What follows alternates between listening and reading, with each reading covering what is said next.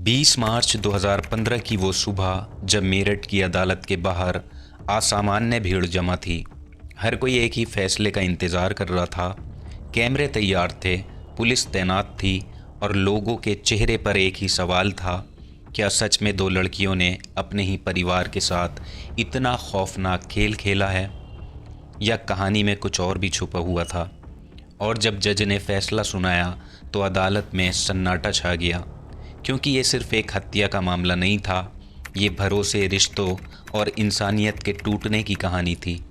लेकिन इस कहानी की शुरुआत फैसले से नहीं बल्कि कई साल पहले 11 नवंबर 2008 की एक साधारण सी सुबह से होती है, जब मेरठ के एक पॉश इलाके में प्रेम प्रयाग कॉलोनी में सब कुछ नॉर्मल लग रहा था। लोग रोज़ की तरह टहल रहे थे, लेकिन तभी मंजू नाम की एक औरत की नज़र अपनी बहन के घर पे पड़ती है। मकान नंबर 48 जो हमेशा खुला रहा करता था, लेकिन आज वो बंद था। दरवाजे पे ताला लगा हुआ था और ये देखकर उसके मन में अजीब सी बेचैनी होने लगी, क्योंकि उसकी बहन संतोष और जीजा प्रेमवीर सिंह कभी बिना बताए घर के बाहर नहीं जाया करते थे। वो फ़ौरन अपने घर लौटती है और अपने पति पदम सिंह को ये बात बताती है। पदम सिंह ने फ़ौरन प्रेमवीर सिंह के मोबाइल पे कॉल किया, लेकिन उनका फ़ोन बंद था। अब बेचैनी डर में बदलने लगती है, क्योंकि पिछली शाम तक दोनों घर में ही थे। कुछ समझ नहीं आ रहा था, इसलिए उन्होंने पड़ोस के कुछ लोगों को बुलाया और सब मिलकर उस घर के पास पहुंचते हैं। वहां ताला लगा हुआ था, लेकिन अंदर से हल्की सी आवाज़ भी आ रही थी, जैसे कोई रेडियो चला रहा हो।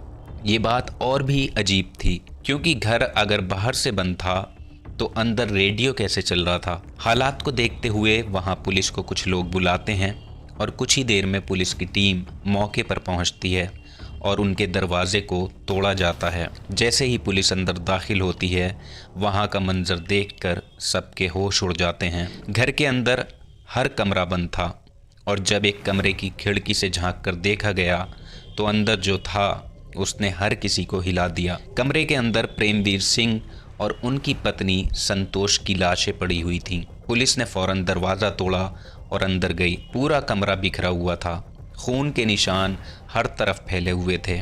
प्रेमवीर सिंह के सर पर किसी भारी चीज़ से वार किया गया था। उनके शरीर पर कई चोटों के निशान थे और ऐसा लग रहा था कि उन्होंने आखिरी सांस तक खुद को बचाने की पूरी कोशिश की थी। वहीं संतोष के चेहरे और गर्दन पर दबाव के निशान थे। उनके मुंह में कपड़ा ठूसा हुआ था और ये साफ था कि दोनों की मौत बेहद बेरहमी से हुई है। घर की हालत देखकर ऐसा लग रहा था जैसे लूटपाट हुई हो। सामान बिखरा पड़ा था, अलमारी खुली हुई थी। लेकिन सवाल ये था कि अगर ये सिर्फ चोरी थी तो इतनी बेरहमी से इन दोनों लोगों की हत्या क्यों की गई। पुलिस ने जांच शुरू की और घर के अंदर कुछ ऐसे सुराग मिले जिन्होंने केस को और भी उलझा दिया। कमरे में रखा लैंडलाइन फ़ोन टूटा हुआ था और उसके पास खून के भी निशान थे। कॉल डिटेल में देखा गया कि आखिरी बार जो नंबर डायल हुआ था वो 100 नंबर था, यानी मरने से पहले प्रेमवीर सिंह ने पुलिस को कॉल करने की कोशिश की थी। पोस्टमार्टम रिपोर्ट में सामने आता है कि दोनों की मौत दम घुटने और चोटों की वजह से हुई है। घर से करीब 1 लाख रुपए कैश, लाखों के गहने, फिक्स्ड डिपॉजिट के कागज और कुछ ज़रूरी दस्तावेज भी गायब थे। पुलिस ने इसे हत्या और लूट का मामला मानकर अज्ञात लोगों के खिलाफ केस दर्ज कर लिया। लेकिन जैसे जैसे जांच आगे बढ़ी, कहानी का रुख बदलने लगता है। पुलिस ने परिवार के सभी लोगों से पूछताछ शुरू की, लेकिन एक बात ने सबको चौंका दिया। परिवार की सबसे छोटी बेटी प्रियंका कहीं भी नज़र नहीं आ रही थी। वो ना तो मौके पर थी और ना ही उसने अपने माता पिता की मौत पर कोई प्रतिक्रिया दी थी। ये बात पुलिस को खटकने लगती है और धीरे धीरे प्रियंका के बारे में जानकारी जुटाई जाती है। पता चलता है कि वो पढ़ी लिखी, खूबसूरत और महत्वाकांक्षी लड़की थी, जिसने 2005 में मिस मेरठ का खिताब भी जीता था और उसका लाइफ स्टाइल काफ़ी मॉडर्न था और वो दिल्ली में पढ़ाई कर रही थी। लेकिन परिवार के साथ उसके रिश्ते ठीक नहीं चल रहे थे। खासकर उसके पिता और भाई से उसकी अक्सर बहस होती थी। जांच में ये भी सामने आता है कि प्रियंका ने अपने परिवार की मर्जी के खिलाफ अपनी दोस्त अंजू के भाई से शादी भी कर ली थी, जिसके बाद परिवार ने उससे दूरी बना ली। लेकिन सबसे चौंकाने वाली बात तब सामने आई जब पुलिस ने प्रियंका के मोबाइल की कॉल डिटेल निकाली और उसमें देखा गया कि वो अपनी मां संतोष से लगातार कांटेक्ट में थी। यहाँ तक कि हत्या वाली रात भी दोनों के बीच बातचीत हुई थी और लोकेशन डेटा ने तो जैसे सब कुछ साफ ही कर दिया। उस रात प्रियंका उसी इलाके में मौजूद थी जहां ये दोहरा हत्याकांड हुआ था। अब शक जो है वो यकीन में बदलने लगा। पुलिस को ये भी पता चला कि घर में एक खतरनाक विदेशी नस्ल का कुत्ता था जो सिर्फ परिवार के लोगों की बात माना करता था, और उस रात वो कुत्ता बिल्कुल शांत था। उसने कोई शोर नहीं मचाया। इसका मतलब क्लियर था कि घर में कोई ऐसा ही आया था जिसे कुत्ता पहचानता था। अब सारे सुराग एक ही दिशा में इशारा कर रहे थे और वो दिशा थी प्रियंका। लेकिन सवाल अभी भी बाकी था, क्या एक बेटी अपने ही माँ बाप की हत्या कर सकती है? और अगर हाँ, तो उसके पीछे वजह क्या हो सकती है? प्यार, पैसा या कुछ और? पुलिस ने प्रियंका की तलाश शुरू कर दी, लेकिन वो गायब थी। उसका फ़ोन भी बंद था और 4 दिन तक उसने किसी से कांटेक्ट नहीं किया। ये खामोशी खुद में एक बड़ा इशारा थी कि इस कहानी में जो दिख रहा है उससे कहीं ज़्यादा छुपा हुआ है। और जैसे जैसे पुलिस इस रहस्य के करीब पहुंच रही थी, सच और भी खतरनाक होता जा रहा था। और 4 दिन ऐसे ही बीत गए। मेरठ का ये दोहरा हत्याकांड अब पूरे शहर में चर्चा का विषय बन चुका था। लेकिन सबसे बड़ा सवाल अब भी वही था, प्रियंका आखिर कहाँ है? और तभी पुलिस को एक अहम सुराग मिलता है। कॉल डिटेल और लोकेशन के आधार पर पता चलता है कि प्रियंका मेरठ में ही छुपी हुई है। वो कहीं भागी नहीं थी, बल्कि अपने ही शहर में एक छोटे से कमरे में अपनी सबसे करीबी दोस्त अंजू के साथ रह रही थी। 17 नवंबर की सुबह पुलिस ने उस जगह पर छापा मारा और दरवाज़ा खुलते ही जो सामने आया उसने पूरे केस को पलट कर रख दिया। कमरे के अंदर प्रियंका और अंजू मौजूद थीं। दोनों बिल्कुल शांत, जैसे उन्हें पहले से सब पता हो। लेकिन जैसे ही तलाशी शुरू हुई, सच बाहर आने लगता है। कमरे से नकदी, गहने, फिक्स्ड डिपॉजिट के पेपर्स, लॉकर की चाबियां और वही सामान बरामद हुआ जो प्रेमवीर सिंह के घर से चोरी हुआ था। अब शक की कोई गुंजाइश नहीं बची थी। पुलिस ने फौरन दोनों को गिरफ्तार किया और थाने लेकर आया जाता है। शुरुआत में दोनों ने खुद को बेगुनाह बताया, लेकिन जैसे जैसे पूछताछ सख्त होती गई, सच की परतें दर परतें खुलने लगती हैं और जो कहानी सामने आती है वो किसी भी इंसान को अंदर तक हिला देने वाली थी। ये सिर्फ एक हत्या नहीं थी, ये लालच, जिद और एक खतरनाक प्लान का नतीजा था। खासकर उसकी शादी को लेकर घर में तनाव लगातार रहता था और दूसरी तरफ अंजू, जो उसकी सबसे करीबी दोस्त थी, हर बात में उसका साथ देती थी। धीरे धीरे ये दोस्ती इतनी गहरी हो गई कि दोनों ने मिलकर एक ऐसा फैसला लिया जिसने सब कुछ ख़त्म कर दिया। प्लान बिल्कुल सीधा था, घर में घुसना, माँ बाप को रास्ते से हटाना और सारा पैसा लेकर नई ज़िंदगी की शुरुआत करना। और इस प्लान को अंजाम देने के लिए उन्होंने एक तीसरे आदमी की भी मदद ली। हत्या वाली रात प्रियंका खुद अपने घर पहुंचती है, क्योंकि उसे पता था कि कुत्ता उसे पहचानता है और कोई शोर नहीं करेगा। दरवाज़ा खुलता है और फिर शुरू होता है वो खौफनाक खेल। प्रेमवीर सिंह ने जब विरोध किया तो उन पर भारी चीज़ से हमला किया गया। उन्होंने खुद को बचाने की पूरी कोशिश की, लेकिन आखिरकार वो हार गए और संतोष को भी नहीं बख्शा गया।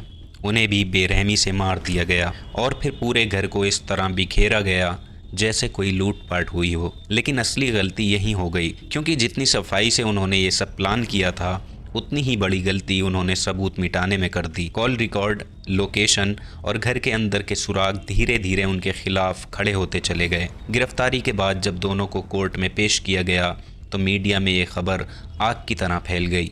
हर कोई यही जानना चाहता था कि आखिर कैसे 2 पढ़ी लिखी लड़कियां इतनी बड़ी साजिश कर सकती हैं।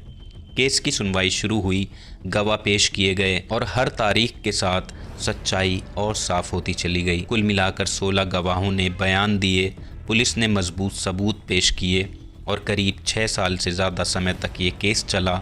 और इस दौरान प्रियंका और अंजू बार बार खुद को निर्दोष बताती रहीं, कभी रोती रहीं, कभी मासूम बनने की कोशिश करती रहीं। लेकिन अदालत में सिर्फ भावनाओं से नहीं, सबूतों से फैसला होता है। इन दोनों लड़कियों के बीच अवैध रिश्ता भी था, जो कि ये एक साथ ज़िंदगी गुजारना चाहती थी। दूसरी सहेली चाहती थी कि मेरी सहेली मेरे भाई से शादी कर ले ताकि वो मेरे घर में रह सके और हमें मिलने में आसानी हो सके। पूरा खेल इसी वजह से रचा गया था। और आखिरकार 28 मई 2015 का वो दिन भी आता है जब अदालत में आखिरी फैसला सुनाया जाना था। दोनों को कोर्ट में लाया गया। उनके चेहरे ढके हुए थे, लेकिन डर साफ नज़र आ रहा था। बचाव पक्ष ने आखिरी कोशिश की, कहा कि दोनों की उम्र कम है, उन्हें एक मौका दिया जाना चाहिए। लेकिन अभियोजन पक्ष ने साफ कहा, जो जुर्म इन्होंने किया है वो किसी भी तरह से माफ़ करने लायक नहीं है। जज ने दोनों पक्षों की दलीलें सुनी। कुछ पल के लिए अदालत में सन्नाटा हुआ और फिर जज ने प्रियंका और अंजू की तरफ देखा और पूछा, क्या कहना चाहती हो तुम? दोनों ने वही पुरानी बातें दोहराईं, हम निर्दोष हैं, लेकिन अब फैसला सबूतों के आधार पर होना था। जज ने फैसला पढ़ना शुरू किया। उनकी आवाज़ शांत थी, लेकिन शब्द बेहद सख्त थे। आप दोनों ने जो अपराध किया है वो बहुत गंभीर अपराध है। पेश किए गए सबूत, गवाहों के बयान और परिस्थितियां साफ तौर पर आपको दोषी साबित करती हैं। इसलिए इस अदालत द्वारा आपको उम्र कैद की सज़ा सुनाई जाती है। और ये शब्द सुनते ही अदालत में हलचल मच गई। पुलिस फ़ौरन हरकत में आई और दोनों को अपने कब्ज़े में ले लिया। कुछ देर पहले तक जो चेहरे मासूमियत का नकाब लगाए हुए थे, अब डर और पछतावे से भरे हुए थे। कैमरों की फ्लैश चमक रही थी, सवालों की आवाज़ें गूंज रही थीं, लेकिन दोनों चुप थीं। कुछ ही देर में उन्हें पुलिस वैन में बैठाकर जेल ले जाया गया और इसी के साथ ख़त्म हो गई एक ऐसी कहानी जिसमें दोस्ती ने रिश्तों को हरा दिया, लालच ने इंसानियत को ख़त्म कर दिया और एक बेटी ने अपने ही घर को बर्बाद कर दिया। ये मामला सिर्फ़ एक अपराध का नहीं था, ये एक सबक था कि गलत फ़ैसले, गलत संगत और लालच इंसान को उस अंधेरे में ले जाते हैं जहां से वापस आना नामुमकिन हो जाता है। और शायद इसीलिए इस केस को आज भी याद किया जाता है, क्योंकि ये कहानी हमें सोचने पर मजबूर कर देती है कि आखिर इंसान किस हद तक गिर सकता है।